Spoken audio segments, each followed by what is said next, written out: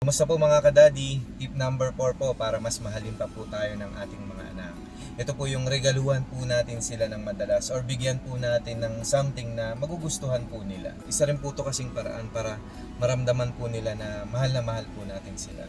Kapag binibigyan ko nga po ang aking anak ng laruan or yung mga nabibili lang po dyan sa tindahan, yung tig-5, tig-10, tig-15, masaya na po sila doon sa mga ganung bagay. Maliit man yan, na-appreciate po talaga nila yung mga ganung bagay na binibigay po natin. Sa paper dolls, yung stickers, slime, tapos marunong na rin po siyang pumili sa Lazada kapag tumitingin po ako, tapos sabay po kami.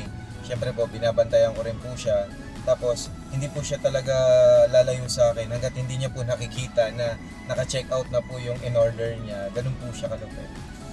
Try natin lahat ng kapamaraanan para mas lalo pa po tayong mahalin ng ating mga anak. At yun lamang po hanggang sa susunod po na video. God bless po. Bye-bye.